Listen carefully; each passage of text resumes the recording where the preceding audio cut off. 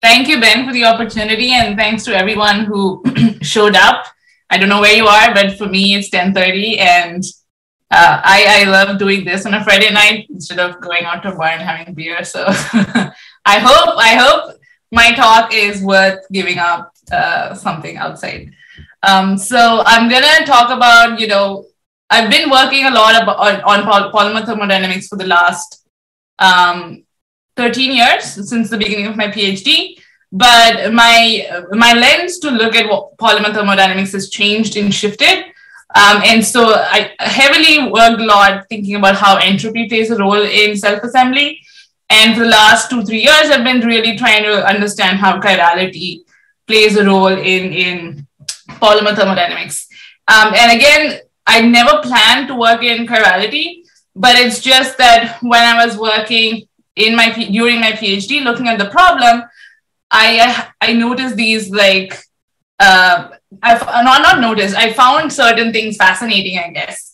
And then I decided to dig deeper and start working, looking at chirality. And fortunately for me, I got awarded a grant so I can continue studying the chirality part.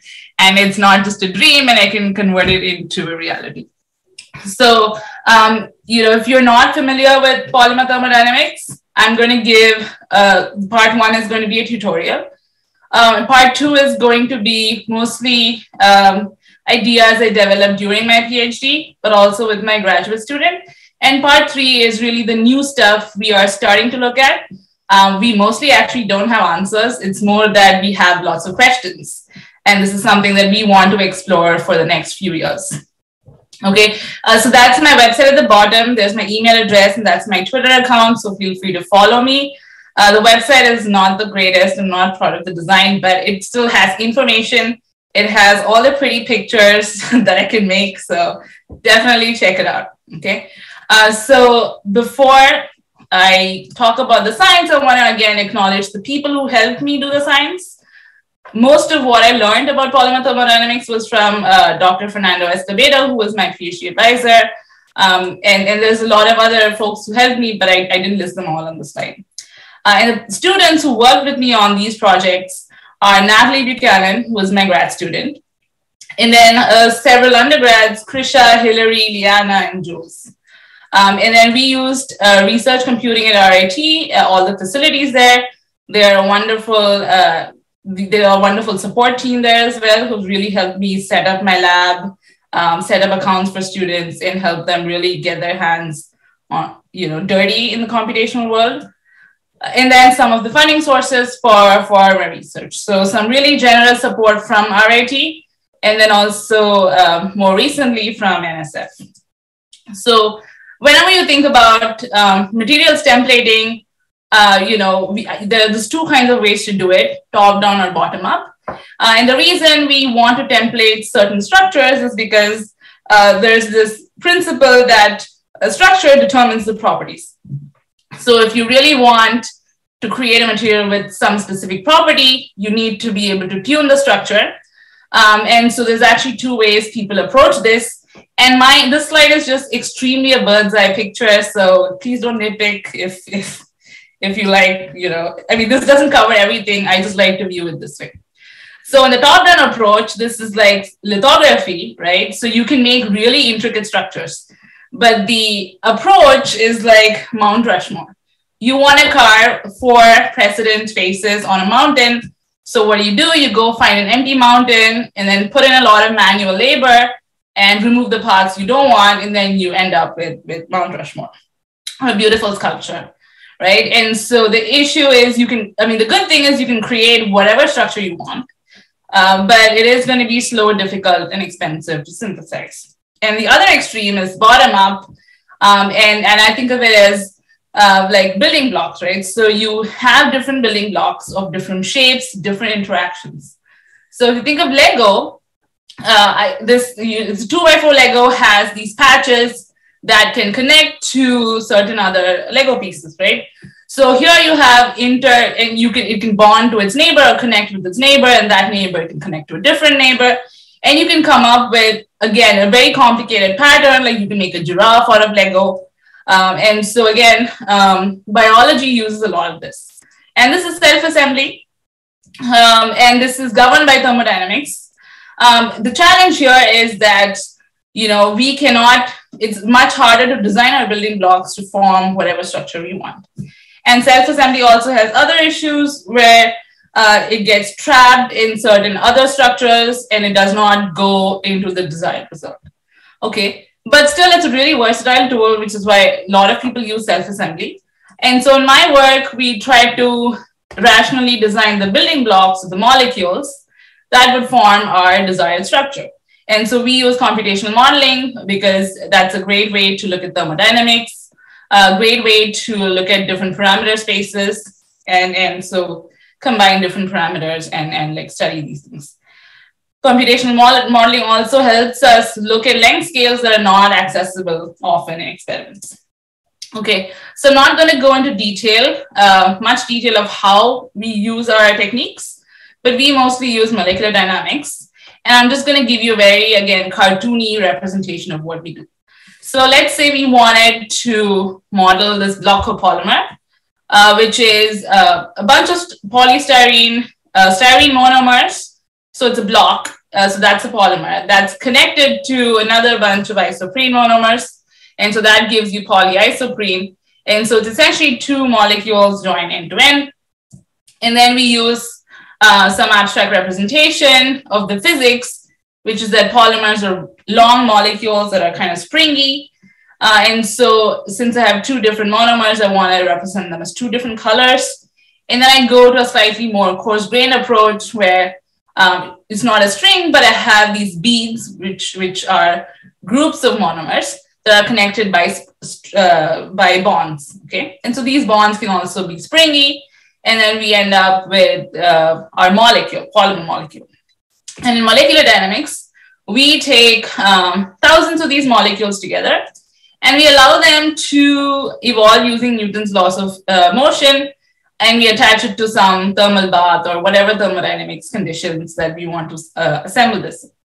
Right, and so this process, this is the longest part of collecting our data. These are really long simulations for which we need our computational cluster. And then we generate all the data. It's basically just a bunch of numbers, and then we can visualize it, and then make, and then we can start analyzing the data and calculating different things and testing our hypothesis. Right, and so again, on the right, again, is another abstract representation of what the messy molecules are doing at the bottom left of the slide. Okay, so this is kind of the approach that we use. I'm not really going to go into the details, and feel free to ask me questions on chat, and I can talk about this later if you are interested. Okay, so the topic or the title of my talk already says Polymer Thermodynamics, and I'm going to try to cover the basics of all kinds of thermodynamics that come into play when you have a polymer, right? And the reason we need thermodynamics is because thermodynamics is what controls self-assembly, right? So if you have free energy, G is H minus Ts, which is enthalpy minus temperature times entropy. Free energy has to be minimized. So in a lot of simple molecules, let's say water and oil, the role of entropy is not that significant, and so you can, for the most part, ignore that. But in polymer thermodynamics, entropy becomes really important. So we are going to keep that, and we are going to consider that. Okay, and although we can actually compute these values for free energy in simulations in a correct way with statistical significance, it is computationally very expensive. And so, we don't really do exact calculations. Instead, what we do is rational design, right? So if we can understand how enthalpy and entropy works, 50% of the time will be right, 50% of the time will be wrong, and that's kind of how research goes. But then at least we can use these principles to rationally design, the building blocks that we want for our targeted structure. And so again, very crudely, we want the system to be minimizing its enthalpy, and we want to maximize entropy. The reason is we have a negative sign in front of entropy. So if you want to minimize free energy, you want to be maximizing entropy. Okay. So again, let's go back to the basics. If you've forgotten what entropy is, I'm going to tell you what it is. Okay, so most of us are familiar with the most basic form of entropy, which is given by Boltzmann equation. So S is K times ln omega. And omega is really counting the multiplicity of the system, or counting how many ways can a molecule be arranged. Okay, so we will use some combinatoric statistics probably to compute this number. And that's again just a dimensionless number, and so we need to multiply it by something that converts number into a thermodynamic variable. And so that's what KB does. It's Boltzmann constant. So we take this ln of omega and multiply by KB, and that gives us entropy, right? And it's actually very hard to calculate except for some really simple systems. And again, if you remember probability or combinatorics, factorials are a really big deal. So n factorial is a product starting with n and going to n minus 1 times n minus 2 all the way down to 1. And so if n is 1, n factorial is 1. If n is 2, n factorial is 2. If n is 3, n factorial is 6. And if n is 4, n factorial is 24. So, and again, if I keep increasing n, n factorial grows at a much faster rate than even an exponential, right? So n factorial really just blows up, and it's really one of the biggest growing functions. So again, it's going to be very difficult to actually calculate ln omega exactly for most systems, which is why calculating entropy is a really challenging problem. And actually can't be done just because it's just, so the numbers are really large. Okay, but to illustrate, but it works. This whole formalism works. And to illustrate the example here, let's look at 2 examples, right? So we are going to simplify the idea of what the real world is. And let's say we have particles occupying sites. So if I have 6 particles, 6 sites and 5 particles, then the void can only occupy one of 6 positions. So omega becomes 6, right? All of these particles cannot be distinguished from each other. So you can only distinguish where the void is going. And you have omega equals 6. Now, if I have 9 sites and 5 particles, then I can arrange these voids in more ways. And so we would write this as 9 factorial divided by 5 factorial divided by 4 factorial. Because the 5 corresponds to particles that cannot be distinguished, the 4 corresponds to the voids or empty sites that cannot be distinguished. And we get a different value of omega. So, I mean, this is the simple model for, I guess, a gas and a solid. And I think Ben is going to set up a poll. I'm going to give you 1 minute to think about it and figure out which one corresponds to a solid, which one corresponds to the gas. And again, think about what that means for the entropy of that state. All right, so let me make sure I set this up right. So which the voids are, which one do you want the, are you want to say which one is the void, or gas is void, or? Well, I guess the question is gas on the right or gas on the left? And is the entropy higher on the right side or the left side? Okay, let's see. So I'll say which one has higher entropy, right or left? Yes, and which one corresponds to the gas? We'll say left side, type left. Right side will be right. Give 1 minute. Yeah. We'll see how this goes. For everybody in the chat, this is the first time that we've done a poll, so this is going to be fun. All right, yeah. The poll. Yep, there we go. Polls in the chat. So all you have to do is type !vote and then either left or right. So whichever one you think has the higher entropy, vote in the chat. I'll put my vote in as well. We'll see if I embarrass myself in my chemical engineering background.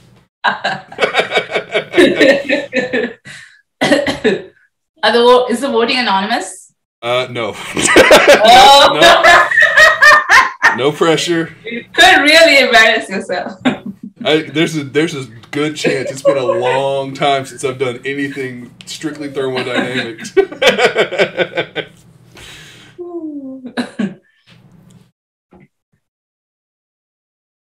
All right, we got about 15 seconds left.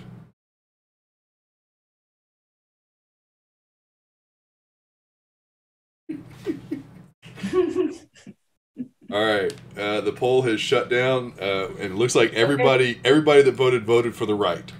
Okay, so that's good. So 126 is bigger than 6, and logarithm is a monotonic function, which means a bigger number will have a bigger value even in the logarithm. And so the one on the right has higher entropy, and the one on the left has lower entropy. And so this is a really good model for gas-like and solid-like substances, right? So on the right, if you have more voids, it means there's more empty space. And so if you can think of, a gas where the particles are moving around in vacuum, that means the density is lower, and so that's more gas-like. On the left, there's very few void spaces. The particles have really very little wiggle room, and that's more, solid-like. And again, in this model, there's no transition, right? I mean, I cannot tell you that 2 voids equals the transition to liquid and 3 voids equals the transition to gas. But still, this gives you a good sense of how entropy behaves when you have density. Okay, so 2 takeaways is usually if you have free volume, like you have, kind of like higher entropy. And the particles are constricted, which is what's on the left, you end up having lower entropy. Okay, so this is called, and this is mostly what everybody thinks of entropy is, but I'm going to add additional words in front of entropy because there can be different types of entropy, right? So what I told you right now is called configurational entropy. And in polymers, you have another type of entropy, which we'll talk about later. So again, configurational entropy is just how many ways you can distribute the particles in a given region, okay? And so this is exactly the example we did before. And you can generalize the formula. Omega is V factorial, where V is the number of sites or the volume divided by N factorial times V minus N factorial, right? So N here is number of particles. And so in general, both omega and entropy will increase as overall volume increases. So for example, a gas in let's say a 1 liter balloon, I mean, I haven't pictured a 1 liter balloon. It'll have lower entropy than a gas in a 10 liter balloon, okay? Just because you have larger V. And also entropy goes down when you have more dense systems. So this is sort of a takeaway. Bigger systems just have more entropy. Okay, and denser systems have much less entropy. Okay, and so in my talk, I'm going to have multiple types of beads or more than one type of chemistry. And so then we need to think about, well, what happens to entropy when you have a mixture of things and particles. And so here I have like circles, triangles, and diamonds, and the empty sets. Okay, and so the formula is written based on the color. And actually, I'm sorry, if you cannot see color very well, then it will be instead of R, you'll have circles, instead of G, you have diamonds, and instead of B, you have triangles. Okay, so the formula is, you are dividing for every type of particle. Okay, so it's V factorial divided by the number of red particles, number of green, number of blue particles factorial, and the number of empty sites. Okay, and again, this is a very simple picture, but it surprisingly works really, really well even in a real system. Okay, and the same general results are going to apply when we generalize this to particles moving around freely and occupying continuous space. Okay, so that was a little bit of entropy, and again, we're keeping it really simple at this point. And so I've already said we're going to have more than one type of chemistry or one type of atom. And so let's start with a mixture of 2 atoms, 2 types, A and B. What happens to them, right? Now you can either have them mixed together or have them like separated out. And so free energy now, to be more convenient, we define something called a delta G. So the delta G is defined as G of the mixture minus G of the pure A minus G of the pure B. And so we had G is H minus TS, and now we're just looking at the differences based on the reference state. Okay, and so with mixtures, things get a little bit more complicated. Basically, if you have phase separation, which means a bunch of molecules are aggregating in one region, and a different bunch of molecules are aggregating in a different region, and then you'll end up having to minimize delta G mix. Okay, and an alternate way of thinking about this is you need to have two phases or two regions, and the conditions there are that the temperatures are equal, the pressures are equal, and the chemical potentials are equal. Okay, again, if you're done undergraduate chemical engineering thermodynamics, you would have learned this idea. Mathematically, these two are equivalent. I mean, in a graduate course, you will kind of learn how minimizing delta G mix leads to these three conditions, but we're not going to talk about this. Okay, the only thing is if you need to have multiple phases, which means you have phase separation, in that case, there must be a mathematical solution that satisfies equal temperature, equal pressure, and equal chemical potential. And let's say the system of equations does not find a mathematical solution, then you just have a single homogeneous phase, just like a gas mixture. Okay, and so again, we had talked about configurational entropy, and now we're talking about mixing entropy, which is again a slightly different way of writing configurational entropy, and you're just looking at the delta S mix, right? So I said we have a mixture minus what it is for the pure phases. Okay, and so in the left example, we have this completely mixed structure, and the right example, you have completely pure circles and triangles. Okay, and one thing that I did change from before is now there are no void spaces at all. Okay, and having no void spaces is a pretty good example for dense systems. You know, a little bit for liquid, but definitely for polymers, it's a really good example. There's no like, it's not a gas, it's really a dense system, and there's no, and they're incompressible, if that's what you mean by having a void space. So since polymers have, you know, low vapor pressure, they're incompressible, this is a pretty good model system. And so we can again apply those formulae and kind of come up with, if you can do some algebra, you can get this result. So delta S mix per mole divided by R equals minus XA ln XA plus XB ln XB. And again, XA here is, you know, mole fraction or volume fraction of A. XB is, you know, mole fraction of or volume fraction of B. Okay, and again, if you know if you know a little bit of algebra and or a little bit of logarithm functions, you will find that delta S mix is always going to be positive. Okay, and the reason is that mole fractions are going to be a number that's smaller than 1.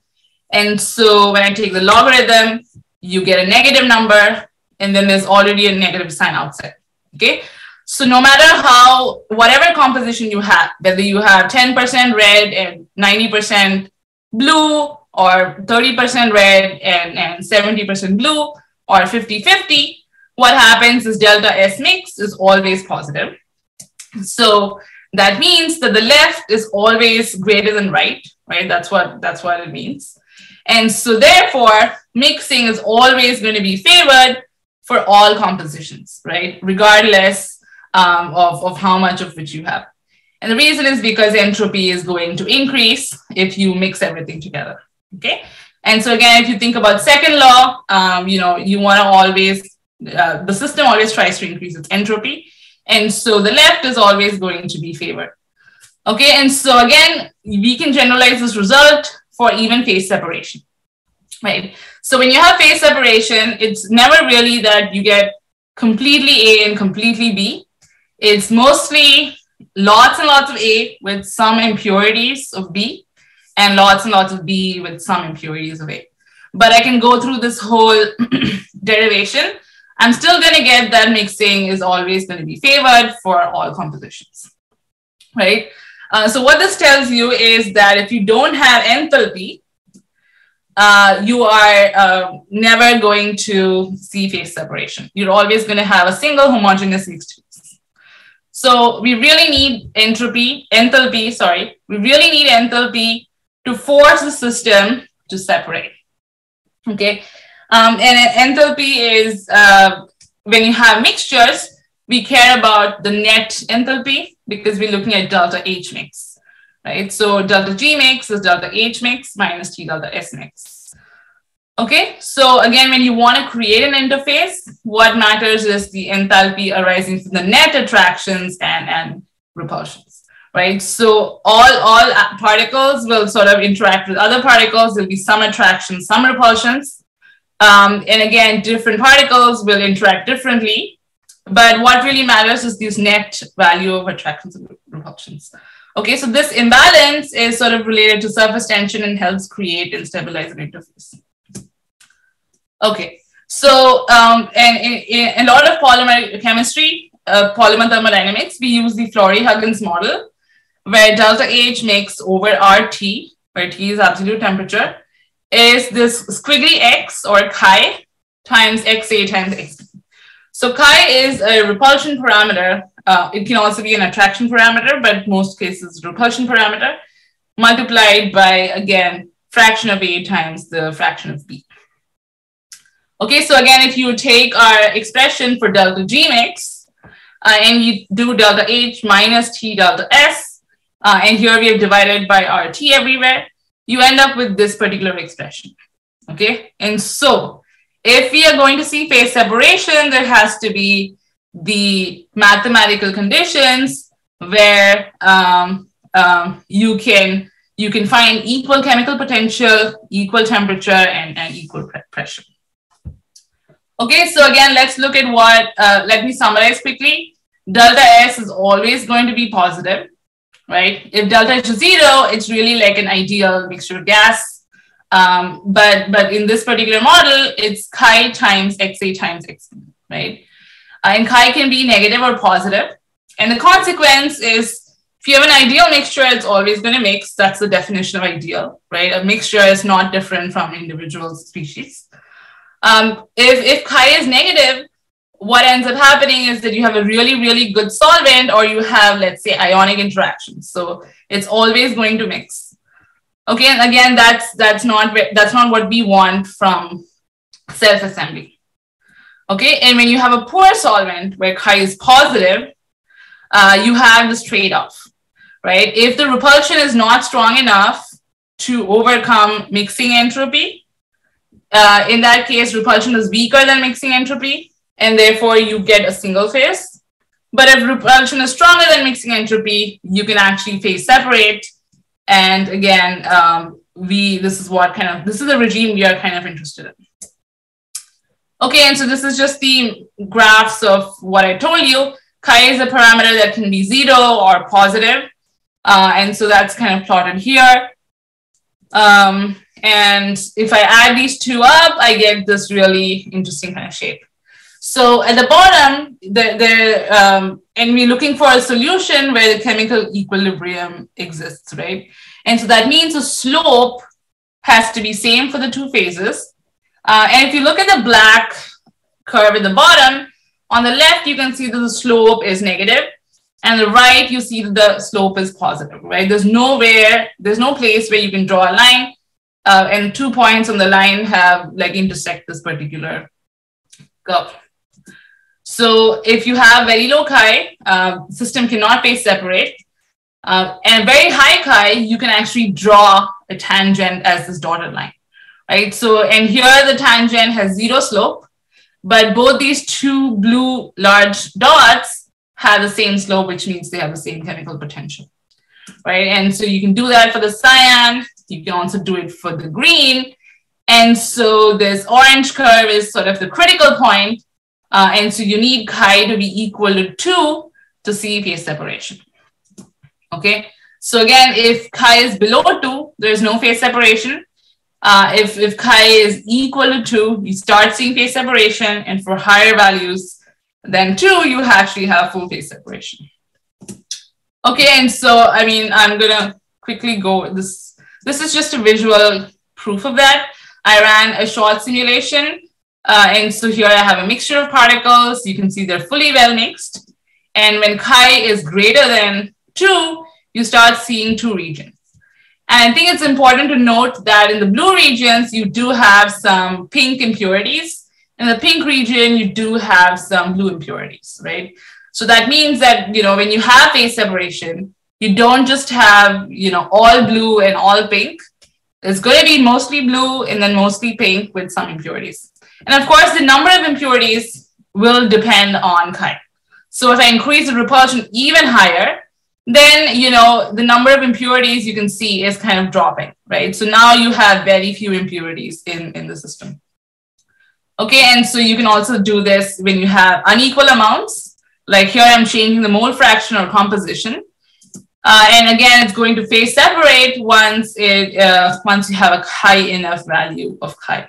Okay, and again, as chi increases, you can see the impurities decrease. Okay, so this is sort of what the phase diagram looks like. I think what's the important takeaway from this lesson is that you need a high value of chi to see phase separation. Okay, and so there's a critical point here. Below the critical point, the system will be one phase or homogeneous or disordered. They all mean the same thing.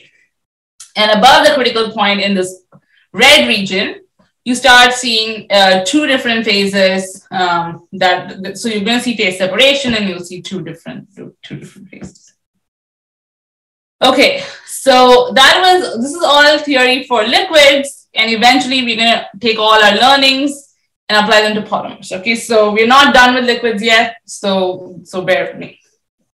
So what more can this Flory-Huggins theory do? You can actually make designer liquids. You can think about things like salad dressing or emulsions. One engineering problem would be, if you want to make something fat-free, you're really decreasing your chi parameter.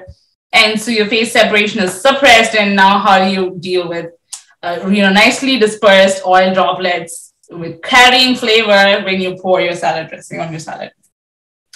Okay, and of course, these kinds of systems, Flory-Huggins theory is also applicable to drug delivery encapsulation whenever you form vesicles and also whenever you have surfactants as well. Okay, another kind of recent development in the last 15 years is a discovery that a lot of organelles within the cell don't actually have a membrane, right? So what you see as droplets, it's more like a emulsion, right? So you have these droplets or organelles in which the cell kind of does some particular biological function, and then the whole thing dissolves and disappears. The cell is ready to go do its next thing. Okay, so again, here you have a mixture of really, really complex liquids. And so we are trying to understand how does this Flory-Huggins theory help predict and understand all of these different, completely kind of distinct physics, biological physics, chemistry, however you want to think about this problem. Okay, so one of my colleagues at Princeton, they came up with this really nice paper extending Flory-Huggins theory to 3 and 4 dimensions. And so what that means is you have 4 different liquids, you have a mixture of 4 different liquids. And if you increase the number of components, the number of phases can also increase. So you're just taking a problem and making it even more complex. Okay, I'm not going to go through the math, but these are sort of a really cool set of results they saw. Right on the left is going to be a particular set of conditions for these chi parameters or these repulsion parameters. And there you get a specific morphology, right? So if you observe this, so there's actually 4 liquids here, red, blue, green, and white. And white is sort of the background and it's not really colored, so you can see through everything. And so here you can see neighboring domains or like droplets that kind of grow over time, right? And so this is like membraneless organelles in a cell. Okay, you can also have something else, which is going to look like Russian dolls. So you have a droplet inside a droplet inside a droplet. Okay, and so this could have potentials for like staged drug delivery and stuff like that. So you can, again, deliver the blue and then the red, the green and then the red inside. Okay. And so again, here time is an important factor. None of these are stable, right? So again, our salad dressing is not a stable emulsion. We need to shake the bottle before we pour it on our plate, right? Similarly, but it's that amount of time is what's leveraged. So a cell will do whatever it needs to do in that little amount of time that these organelles are there. Again, when we need to deliver drugs, we only need to deliver it for a specific amount of time, right? So again, although these are kind of non-equilibrium phases, we can use our thermodynamics to help design different kind of liquids. Okay, so now if you think about, now there's going to be another poll soon. So let's think about a ternary system where you have A, B, and C. And then let's think about how would we choose values of chi A, B, BC, and AC. Okay, and so practically speaking, you can look, there are tables available, and you can actually select a value of chi and go select a particular amount of chemistry. Like, for example, I mean, I'm just making numbers up, but oil and water may have a chi value of 5. Oil and water and ethanol probably have a chi value of, let's say, 2.3 or something, right? And so there's enough data out there where you can actually make informed choices. And so now here is, and so the general, I guess, the general principle would be if chi AB is low, right, mixing of A and B is favored. So within a phase, if you kind of see two things mixing together, you can kind of think that, the chi value is low. And if chi is high, it means there's probably going to be an interface between A and B. Okay, so here we have 4 scenarios, A, B, C, and D. And then there are 4 little combinations of chi, and you need to kind of match which one goes, which chi parameters go to which scenario, right? So on the rightmost is a Russian doll case, which was for like the stage drug delivery. And the second to the right was like organelles in a cell. So each liquid was formed its own domain, and they kind of all shared an interface.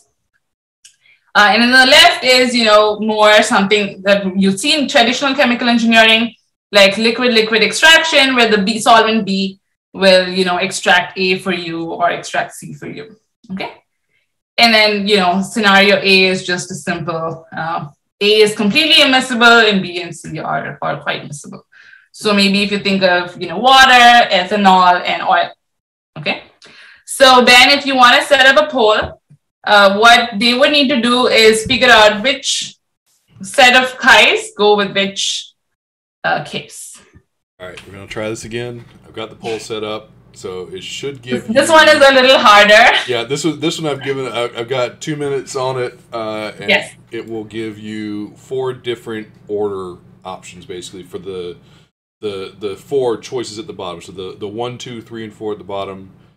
You're gonna go basically from left to right. So match them. Basically, it's like a matching problem. So here we go. We will try it and see. So I'm gonna try and do this one as well. Let's see how much I've learned.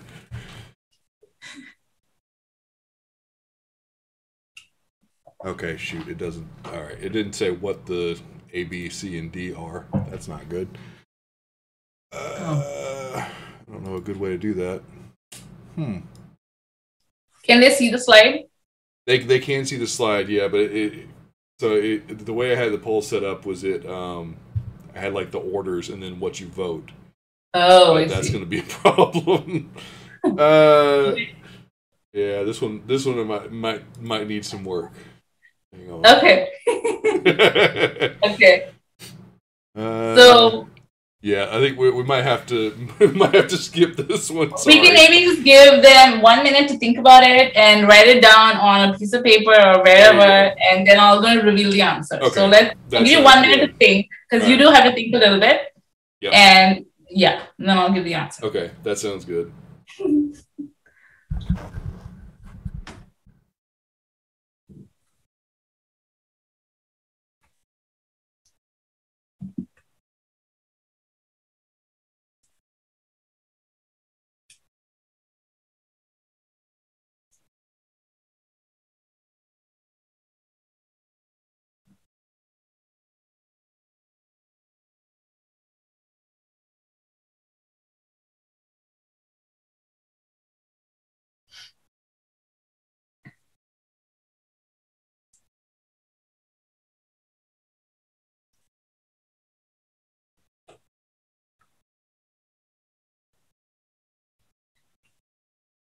Okay, so hopefully you've had some time, and I'm going to reveal the answer. So we'll start with what's on the left, okay? So there's a clear interface between A and B and between A and C, right? So if something is in bold, it means that is, I guess that wasn't very clear, but if something is in bold, it means that is sort of the majority in the phase. And B and C on the left are basically impurities in an A phase. And on the right, you have B and C mixed, and A are the impurities. So this means that A and B will have a high repulsion strength, and A and C will have a high repulsion strength. Okay, and so that's the reason you're forming an interface between A and BC. And since BC are kind of together as a mixture, we can expect that there's a low value of high BC. So again, in our like water, ethanol, oil example, you have oil on the left, and then water and ethanol kind of mixed on the right. Okay, and scenario B is, B is kind of there, solvent B is everywhere. So you can expect that chi for AB and chi for BC are going to be low. And there's an interface between A and C don't really mix. And so that should have a high chi value of AC. Okay, and in the third case, we really have three different phases. And each phase has a clear majority component, right? So that means A does not mix with B, A does not mix with C, and B does not mix with A, B does not mix with C, and C doesn't mix either. So here you actually have all of them are going to be high values. So it's high chi BC, high repulsion between A and B, and high repulsion between A and C. And so this is what you would think mutually repulsive liquids. My knowledge of chemistry is not good enough to give you a real life example. And so the fourth one actually is slightly, it is sort of the immiscible compartments, but on kind of like steroids, where A and C hate each other so much that there's going to be no interface between them, right? So A and B and C form their own phases, which means all the chi values have to be high.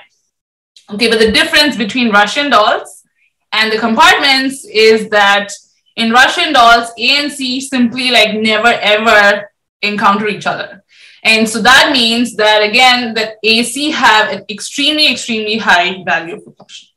Okay, and so here, it's not just that mixing of A and B is disfavored, it is so disfavored that the interface is completely avoided if possible. Okay, and so this is going to be an important lesson which we use when we do polymer self-assembly. Okay, so let's move on from simple liquids and start adding some polymer pieces to this. Right, polymers are more special than simple liquids because in addition to regular entropy, which was basically a configurational entropy and mixing entropy, they also have what's called a conformational entropy. Conformation is basically how does a polymer look, a single molecule, what structure does it take? Okay, and typically when people say polymers and you want to visualize it, you look at a bowl of spaghetti where they're all kind of, each molecule forms its own shape or that forms its own conformation, right? And so there's going to be an entropy associated with that as well. And so again, they all have to occupy space. And let's say each molecule occupies a sphere of a certain radius. And that region is called the radius of gyration. Okay, so kind of like, this is like a constraint. And all of these molecules together fill the entire bowl, right? So we're looking at how much volume does each spaghetti molecule occupy inside your dinner plate. Okay, so let's say you had a really short radius of gyration. What happens is that the molecule is really compressed, right? So you have these constraints and you can see there's like no wiggle room. And again, thinking about how a solid was looking like, this means this will have low entropy. On the other extreme, if you had a large radius of gyration, what happens is that the molecule needs to completely stretch to sort of straddle these two endpoints, right? And so again, you have low entropy because the molecules can just wiggle a little bit, but they cannot completely change their conformation or the shape inside that region. Okay, the happy region is where you have high entropy. Okay, so here you have a moderate radius, and so you can start seeing many different shapes. You can have loops, you can have knots, and you can get all kinds of interesting topology. And so typically this is the highest radius. And so if you've taken any polymer physics course, there's usually a lesson where they say that when you stretch a rubber band, it's going to heat up. Again, it comes from this idea that if you take the extended, so you're looking at the third column and you're comparing it with the entropy of the second column, then the highest entropy is in the middle. So S extended minus S unstretched would be negative. And then if you again apply the second law and say delta S is delta Q over T, that means it releases heat. And so if you stretch a rubber band too quickly, it's going to get hotter, right? The reason is because your system is losing entropy when all these molecules trying to align and accommodate that stretching of the rubber band. Okay, so conformational entropy is really, really important for polymer thermodynamics. And again, a lot of my PhD work was really trying to cheat the system and try to kind of, cheat the system and get whatever structure we wanted. Okay, so I'm going to go a little quicker now. And the reason is, the idea of Florey-Huggins theory, which was the liquid-liquid phase separation theory, can now be applied to polymer phase behavior. Okay, and so we need some corrections. I've changed the symbols, unfortunately. But this is, again, the idea. Okay, so if you had two immiscible liquids that were phase separating, now we have a mixture of polymers that are phase separating. Okay, so again, if you have a high value of chi, you end up getting all the blue polymers on one side, not all, but majority blue polymers on one side, and a majority of red polymers on the other side, right? So self-assembly happens when you have block copolymers. And so here, the red polymer molecule is attached to the blue polymer molecule. So again, this is exactly like how a surfactant would behave. You have a hydrophobic head and a hydrophilic head and a hydrophobic tail, right? So again, if you have two polymers that are connected and with different chemistries, what happens is, again, they're trying to repel each other, but what happens is they cannot really completely separate, right? Because they have this covalent bond that's connecting the two. And so what happens is they'll microphase separate, and an adjacent molecule will sort of flip its head such that the red domains of two different molecules will kind of come together, and the blue molecules of blue domains will kind of come together.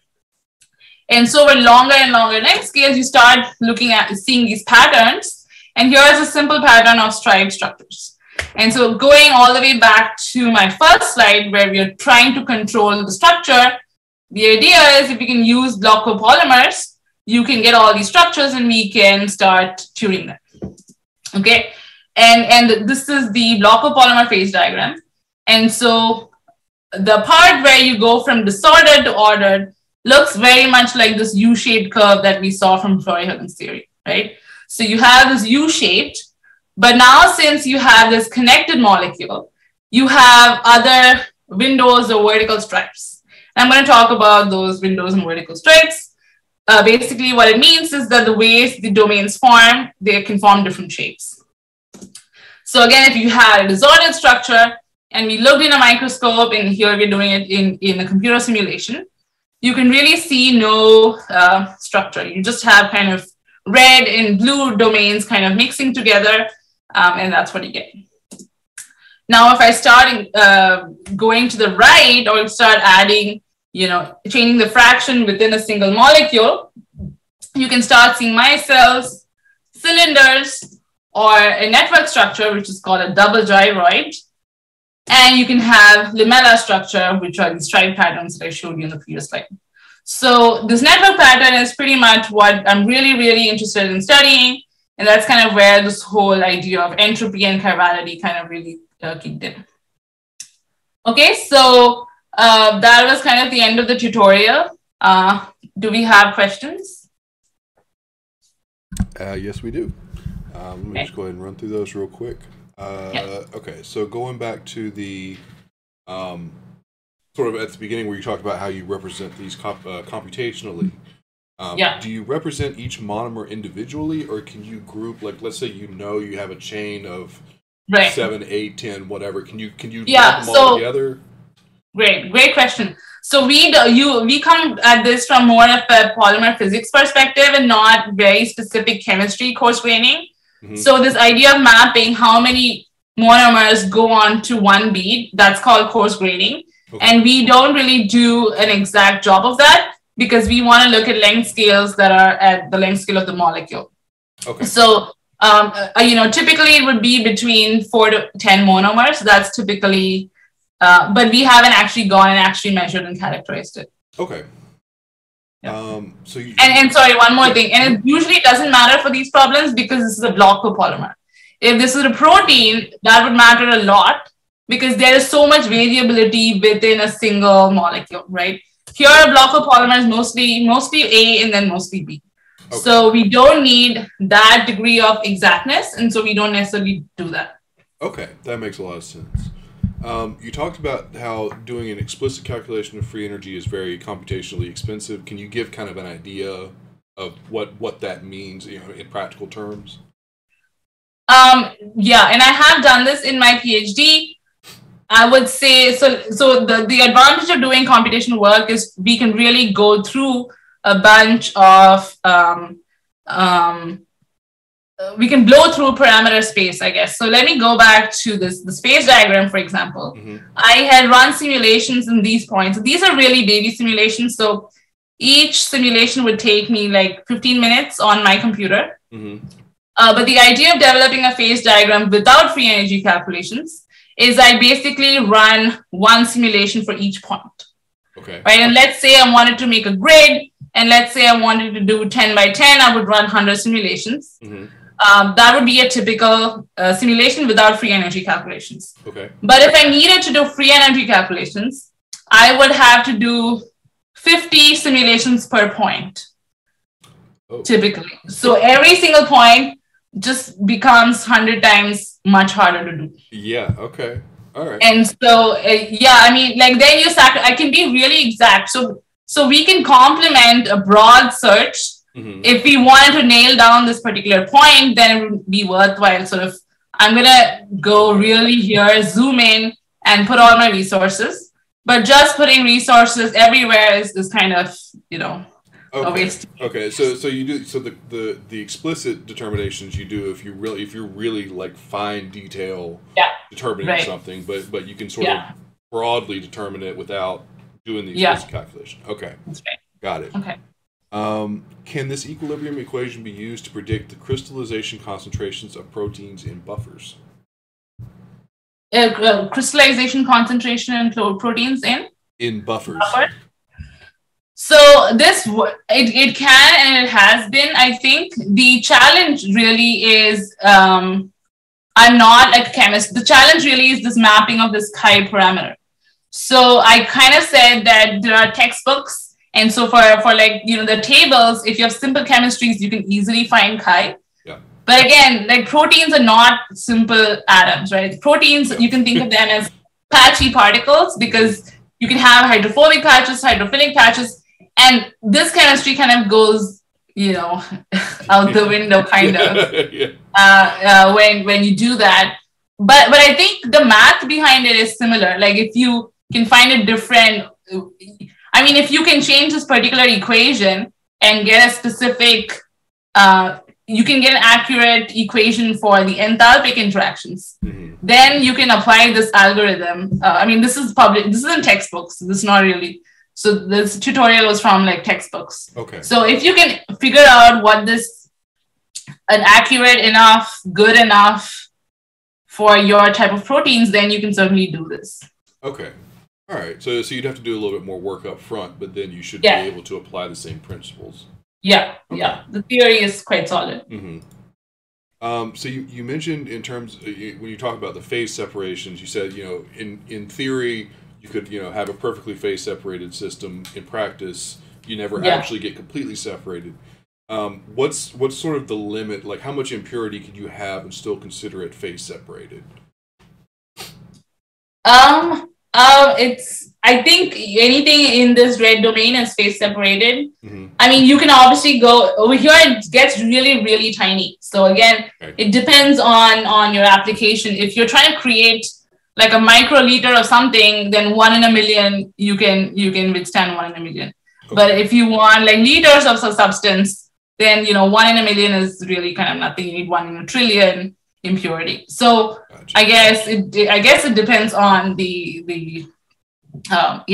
what your application, how good you want it to be. But you can analytically find the values. So if I give you a value of chi, you can actually compute exactly these numbers and figure out if that's good enough. Gotcha. Okay. Wow, great questions. Do ionic liquids follow these general rules, or do they just completely blow it up? It depends. Again, it all comes down to these equations of enthalpy that you want to set up. Okay. You could again, you want to think about what is mixing entropy accurate enough. Again, like people, again, if you want to have a rational explanation, this model is good enough. This model can rationally explain the behavior.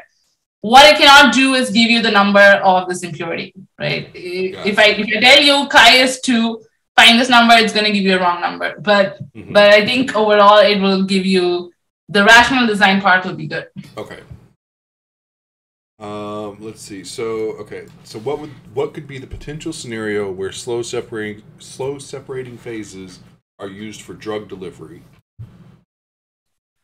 I am not making this up at this point, but I mean, again, this was the thermodynamics. I did not talk about the kinetics. So in this paper, you can kind of write down the citation and take a look. There's exact time evolution equations given the values of chi. So the reason we choose the chi is that determines our like final structure. But initially, it's basically a mixture, and then over time it slowly separates. Okay. So things like surface tension, and when it comes to kinetics, you kind of want to design the viscosity of the liquid, because viscosity determines the diffusion and how fast the interfaces are evolving. And so you'd probably be trying to engineer like those aspects. So if you probably need more like fluid mechanics than like just thermodynamics. Okay. I feel like the area of colloidal science, colloids are really slow. So those are like micron-sized particles. I feel like colloidal suspensions can be at the time scale where if you engineer things correctly, you can kind of get it at the time scale you wanted. But I'm not an expert in saying anything more off the top of my head. Okay, no, that makes a lot of sense. All right, so we got 2 more. So this was in the part where you were showing the domains. Yeah, this one actually. So does the rigidity of the molecule play a factor in the entropy entropy determination? Oh, absolutely. Absolutely. We don't know how. I am not aware. Well, let me say I'm not aware of. Again, this is more of a rational design approach. We can understand this. I'm not very aware of what happens when you have rigid molecules. I mean, we also know the extreme of what happens when you have liquid crystalline molecules. They want to align. But I feel like the intermediate, again, when you want to get exact behavior, I can't calculate numbers for that. Okay. Let's see. The last one here is, do some polymers act to decrease the entropy of other polymers like chaperones? Okay, I think for that we should wait for my next part. Okay, perfect. That's a good segue. I'm actually gonna. I think they mean increased entropy, because I feel like we're always trying to when we go back to phase separation, we want to decrease energy, but we kind of want to increase entropy. Makes sense. And so that is what I'm going to talk about in the second half. Perfect. Perfect. Great question. Yeah. So again, there's many ways to think about entropy, and I'm gonna, the reason I'm going to talk about the next slide is because that sort of connects my PhD work with my kind of current work. Okay, so another very quick slide to explain or remind people of what chirality is. And so chirality is really the property of a physical object. It's not a thermodynamic parameter. A macroscopic object like our hands are chiral. And chirality means that a molecule, or not, sorry, an object cannot be superimposed on its mirror image. So if I try to put my hands on top of each other, my thumbs are going to stick up. And also my index fingers don't match, my pinkies don't match, right? So a hand is a chiral object. Again, there's like no thermodynamics to my hand, it's just chiral. And in chemistry, we kind of learn that a carbon center can be chiral if it's attached to 4 different residues, right? And so again, it could increase the length scale and make it a macromolecule, which is basically a polymer, or things like peptides, polypeptides, and proteins, where you have alpha helices, right? My biology isn't great. Alpha helices and beta sheets. Okay, so alpha helices, right? And so you have this molecule, and either a portion of it or the entire molecule is a helical screw. So anything where you can distinguish a left-handed from a right-handed thing is typically a chiral object. Okay, and so because of polymer self-assembly, we can actually take this a step further and start looking at, remember I showed you all these domains and all these networks, we can actually take this chirality to an even longer length scale, and that is the Meso Structure, okay? And we don't understand how chirality starts from the smallest scale and goes all the way to the top. Okay, and chirality is important for understanding life phenomena, because in biology, most of the molecules are a specific chirality type. So like thinking about origin of life, what kinds of mechanisms kind of forced biology down this evolutionary path? Like, was it from thermodynamics? Was it something else? Was it just, we still don't know the answers to those questions. So, I was kind of interested in answering at least the thermodynamics aspect of chirality.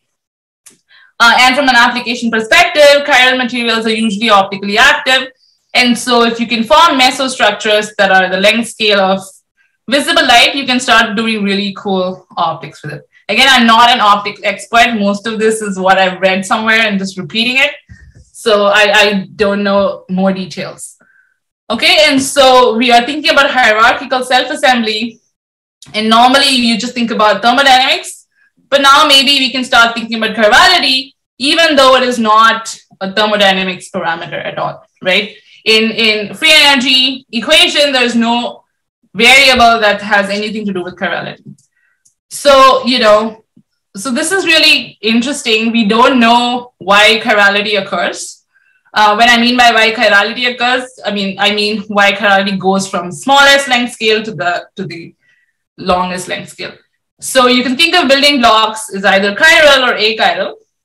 And you can think about the self-assembled structure as either chiral or achiral. And actually, all 4 combinations do exist, okay? So vanilla flavor self-assembly is achiral molecule forming achiral structure. And so when I talked about like water oil phase separation, it was just achiral molecules forming achiral structures, right? So you just have droplets are spheres, there's no chirality in them. No, that's simple self-assembly.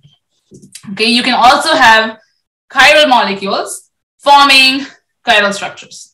Okay, and these are examples like proteins where you have chiral building blocks definitely form like chiral structures.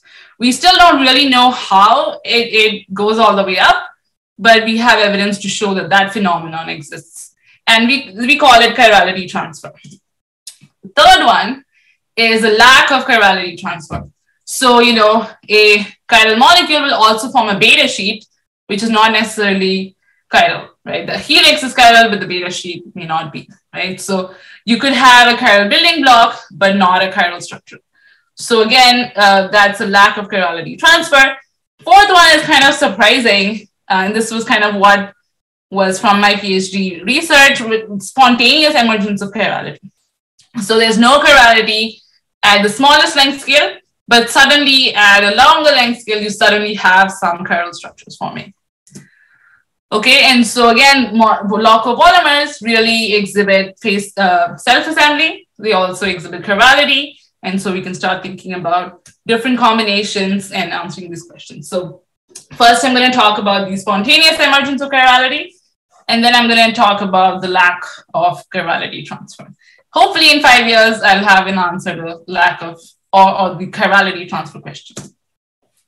Okay, so this is just, again, a fun fact why there was spontaneous emergence.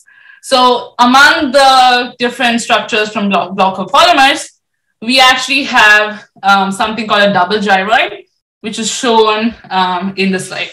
Okay, and double gyroid is actually a mixture of two chiral networks. Okay, so the front network, if you start from the top and go down, you can see it's going in a clockwise direction. But the network at the back, again, you start at the top and go down, it's a counterclockwise network. Right, so here this is again achiral block copolymers. When you assemble them, they form a double gyroid network, which has zero net chirality, right? So the chirality of both these networks cancel each other. But if you think about breaking this symmetry or breaking the fact that these two can cancel each other, so you make one network red and the other in green, then when you just look at the green chemistry, and let's say we etch away the red and the blue, you actually end up with a scaffold that's just chiral in green. So again, these are achiral systems, but then they can form one domain or more that's specifically chiral. Okay, so this is again spontaneous emergence. I mean, this is just exciting. I don't think we can control this. So 50% of the time, you'll get the right-handed helix or right-handed gyroid, and the other 50%, you'll get the left-handed gyroid. Okay, but it's still cool that you can get spontaneous chirality without any chirality as like a building block. Okay, and so this again has quite a few applications, which is why we were interested in this work. You can have solar cells, you can have battery applications. You know, whenever you have networks, you have high surface area, and so you have transport properties are much better. Okay, and so that's the regular applications, I guess.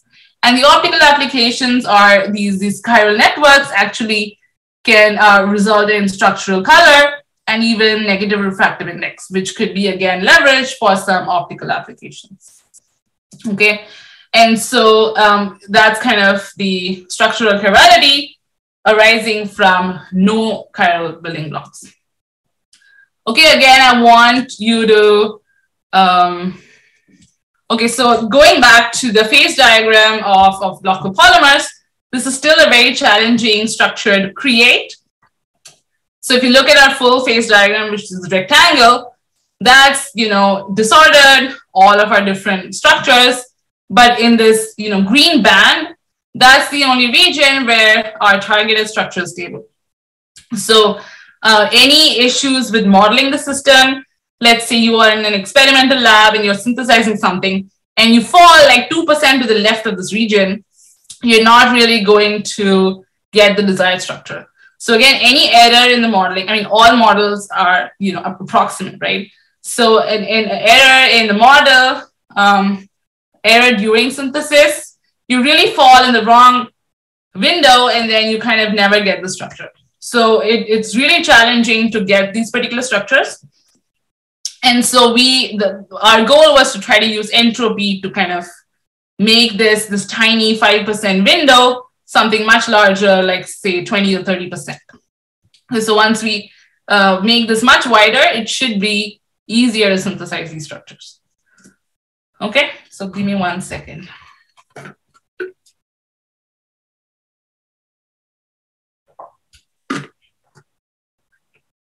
And the reason that it's so hard to make these, again, is because of thermodynamics. Okay, so these systems have been seen in like different model systems, but not block copolymers. So, you know, you can create, and let me just show you the crazy networks you can get. You can have a gyroid network. And so if you look at the orange one, a gyroid network is one where the junctions have 3 branches. And then the branch goes to a different junction that has 3 branches and so on. The diamond has a 4-fold junction. So every junction will have 4 branches. Plumber's nightmare, I guess they really thought it was crazy. It has 6 branches. So every junction has 6 branches. And then the 8 branch one, they basically didn't name it because what can be more crazy than plumber's nightmare, right? So in these water, oil, surfactant systems, you can actually create all of these structures. And so what that means is enthalpy can stabilize these structures, okay? But when you have polymers, the entropy gets a lot more complex. And so then it gets more challenging and you just end up with the gyroid structure and it's only stable in a very small region. Okay, so again, let's think about that. And like again, entropy matters. And so I'm going to explain that a little bit. So if you look at these junctions, right, and I sometimes call these nodes, sometimes they're called junctions. And we have all these branches or tubes that are intersecting to form a node. Geometrically, what happens is that the node has to be bigger than a tube, right? It's like, you know, if the intersection is going to be bigger than the road, right? So that's kind of what the idea is. And so if you think about packing these molecules in here, at the node, and this is an exaggeration, it's a cartoon, the node is going to be bigger than the tube. And so these polymers at the nodes have to stretch, right? And every time you have to stretch, it's a problem for entropy. And let's say you don't stretch this, you end up having like a vacancy. And so again, if you are underutilizing the volume, it means the remaining molecules have less volume to fill. And so that's like compressing the system and decreasing entropy. Okay. And let's say neither scenario happens, then you are really deforming the interface, which means the enthalpy is going to suffer. So again, let me encapsulate. If you're stretching something, you're lowering entropy. If you don't use volume properly, again, you're going to lower entropy. And then if you deform your interface, you're affecting enthalpy, right? And all of this is bad for self-assembly. And so together, you know, basically you detect a problem, you try to solve it, you create a new problem, try to solve it, this is the third problem. And so this is basically what frustration means. And so this is called packing frustration. And so the idea my advisor had, and then I kind of built on, was we should add a new polymer that has this extra conformational entropy, something like the chaperone they were talking about. And so the chaperone can go reside itself in the middle of these nodes. So now the molecules don't have a stretch, the interface can remain stable, and there are no vacancies because this new additive you added is sort of occupying the space and like filling the gap and like stabilizing the whole thing. And so that was the idea. And so again, now we are looking at structural chirality. So now we want 3 chemistries, right? And so again, I want you to think about your Russian doll kind of thing, where 2 of these molecules never see each other. So the red and the blue are never going to even see each other. I'm going to go a little bit fast. And so we end up with this right extreme where you have high repulsion between red and green and blue, but extremely high repulsion between red and blue, right? So there's no possibility of an interface between red and blue. It's always mediated by this green. So that way, we are tricking the system to create 2 different networks, one of red and one of blue. Okay, and so otherwise, you know, you'll end up with what's called a core shell gyroid, and we don't want that. We want the extreme right, which is an alternating gyroid. So you can start using these for like optical applications in structural chirality. Okay, and so these are simulations by my graduate student, and then we were able to create conditions for a tri-block of polymers where we could see these alternating networks. But again, if you see, the region is kind of narrow and we wanted to expand this region. And so we went ahead and did this idea of using this additive polymer to mix with the block of polymer to relieve some of the packing frustration. Okay, so again, we're using the idea of entropy to relieve packing frustration. Okay, and so we added 3 different lengths of polymer, and we changed the composition. And so we're going to show you results. And the only reason I've colored it orange is just so you can distinguish orange from red. But chemically, they would be identical. The interactions are identical. It's just colored differently so you can see them in our figures. Okay, so again, we're going to vary the amount added, and we're varying the length of the added polymer to see, okay, which one's best. We don't just want to, we not only want to do this, we also want to see how we can tune the structure. Okay, and so we can actually do this. We change the length and composition. You can see that the red network actually grows or swells and becomes much larger. And so you increase the volume fraction by a significant amount. And you can do this. It doesn't matter how the length you add doesn't really matter. You can still get a gyroid for all of them. Okay, so adding more of this, you can actually make thicker networks. And so we were like, if we can make thicker networks, we should quantify them. And so to do that, we took our simulation box and just came up with an algorithm to quantify the thickness. So we divide our simulation box into thick cells or walk cells, and we compute the density in each walk cell, and then we assign it some numbers. The idea really is we want to see 0 is an interface, 1 means you're inside the tube, 2 means you're deeper inside the tube, etc. Okay, and so we can actually calculate the tube thickness on the y-axis versus the composition on the x-axis, right? And so we've done this for 3 different lengths added and a lot of compositions. Okay, so we were able to come up with a way to actually tune the thickness of the tube. So let's say you wanted to create a particular gyroid for a particular color, let's say, like butterflies have green because their gyroids are a specific thickness. So if you wanted to manipulate to blue or red, we would need a way to change the thickness of the tube, and this kind of helps us do that. Okay. And so again, a simple relationship can help us identify the correct domain size that we need. Okay. And so going back to our question of entropy, we can go one step further and calculate how much these polymers are stretching. So there's a quantity called end-to-end distance, which really helps us identify whether the polymer is stretching or it's kind of in its happy, stable conformation. And then we also correlate end-to-end distance with the location inside the network. Okay, because we know that things near the interface are different from things near deeper in the network. So, for example, if you had a pure block of polymer, molecules are distributed mostly inside the network, and then but there's going to be more stretching inside the network than outside the network.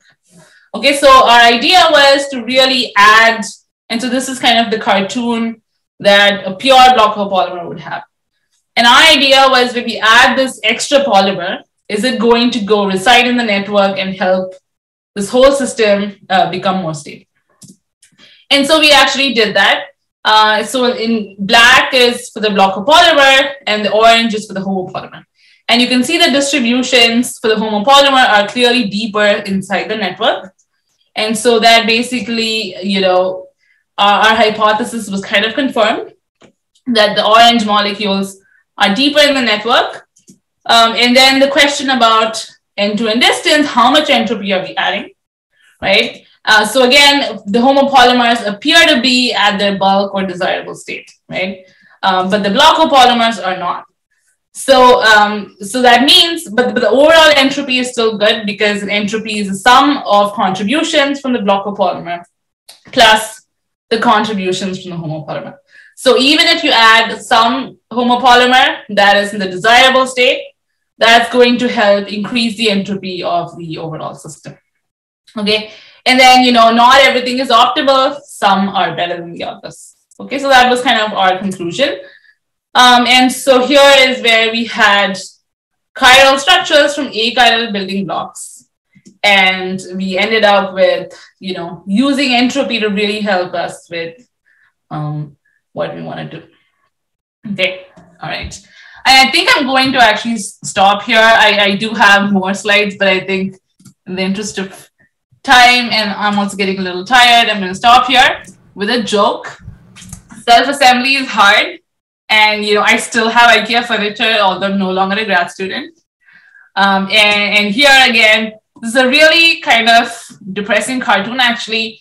They're calling customer service and they try to help you and then nothing happens. And the customer service leaves the building. And my thing is rational design can make it possible. Entropy is your friend. At least it's going to be better than customer service. So if you haven't solved your problem in thermodynamics, then maybe you should try to add some entropic additives and that can help your problem. It's sage advice. Yes. I'm happy to answer questions. Excellent. So we just got a couple real quick. So for the are anti-parallel beta sheets chiral or achiral? I don't know. I don't know really. I don't either. So it's fine. For the work that you just showed with the adding the homopolymer of different lengths. Yeah. So I'm sure this is it's not really a homopolymer anymore, but let's say you had the same basic polymer, but maybe you tweaked let's say one charge on it or something like that. Is that I always, so the thing about charge is that's always affecting enthalpy as well. Okay. The reason we're adding so that's actually a good question. So there's many things you could have added, right? Mm-hmm. You could have added solvents. You could have added another block of polymer. Like I could have, for example, if I wanted to go back, give me 1 second. Mm-hmm. So this is a good question. It's a little nuanced. So let's say I have red. The idea is I'm trying to break the symmetry of the two networks. Okay. To get a chiral structure. Yeah. So, I could always, if I just made it red and green, I'm going to get identical, this kind of picture where the red and, sorry about the colors, I just keep flipping them. The red and the blue will have identical thickness. Okay. And if I wanted to tune the blue, for example, I can either increase the blue, which is kind of what I did, or I could make the red thinner by, let's say, adding another surfactant and, making it, shrinking it. Surfactants always shrink surface area. Okay. So, but the problem with adding a surfactant is I'm affecting the enthalpy of the system. Mm-hmm. And so the problems of pattern frustration are still going to be there. And the reason we are adding the homopolymer is because we want to offset all of these problems. Mm-hmm. And again, this was just a hypothesis, right? When we actually collected our data, not all of it worked. It was optimal only for these conditions. Yeah. You had to add enough of the homopolymer for it to have an effect. Okay. And, if you add something that's extremely long, then the homopolymer itself kind of gets scrunched inside the tube. So you had to do it in it has to be the right amount and the right length. Okay, I got you. And if you start changing ionic things, then you are really messing with the interface. Okay. The block copolymer has figured out a nice way to get this interface for you. You're now just trying to stabilize and tune what's inside it and not really just messing with the interface. Okay. And then what would happen, let me show you. So if you were here, you'd end up getting another structure. Got you. Okay. All right. And then you're it's a different problem. Right. Okay. So I think if anybody has any other questions, go ahead and get them in. I've got one more about temperature. So obviously from the very basic equation, increasing temperature should decrease your overall energy. Right? Perfect. Yes. Okay. So we do things in a dimensionless form. Let me see. So where's that equation? So this particular equation where we've divided it by temperature, I've kind of removed, or all the temperature effect is on the left side. Okay. And then there's another slide where I didn't actually explain about it. But here, chi is kind of inverse temperature, right? Yeah. There is a relationship between chi and, even for water and ethanol, it's not the same chi at all temperatures. So in these tables and textbooks that I told you where there are values, there is temperature included in it. Higher chi means lower temperature, and lower chi means the higher temperature. And that's kind of obvious. Like if you want to mix something, you heat it up, you mix two liquids. Yeah. Do you ever run into issues where, like I know, so I've done some like solid state synthesis, making like metal oxides, let's say, and if you're targeting a specific crystalline structure, right? Like you heat to a certain temperature, but depending on which one you're trying to go for, right? Like you can't, you have to hit a certain temperature, but it can't be for too long. Yeah. And like maybe so that is there. So the polymer, yes. And in polymer, that problem is glass transition temperature. Okay. And there are a lot of chemistries. So not any chemistry is not going to work for block polymer. Like I'm not an experimentalist, so I don't know. I mean, but my collaborators, they know. I mean, if I tell them do this, they'll be like, that's stupid. Like you need to be above the glass transition temperature. Okay. Otherwise, the molecules are not going to move. And of course, you can't heat it higher than that they'll decompose, right? Okay. They're all organic molecules. Sure. So again, I mean, these are other layers of constraints, which a good polymer chemist will know, and I'm just a theoretical. Okay, fair enough. Excellent. Well, thank you for a fantastic talk. Thank you. This was... I learned a lot. What can I say like that? Thank you for your attention. And I have more. I just don't have the time and energy right now. But absolutely. No, we very much appreciate it. So thank you for coming. If I can get you to hang around for just 1 minute, we'll talk very briefly. Sounds good. So thank you to everybody else for coming out. We don't have anybody scheduled for next week, but I'm going to try and get someone. But if not, we do have someone for the week after that. So I will either see everybody next week on the 21st or the week after that on the 28th. In the meantime, stay safe, get boosted, and hopefully we will see you back out here again. And thanks for coming out. Have a great weekend. Thank you.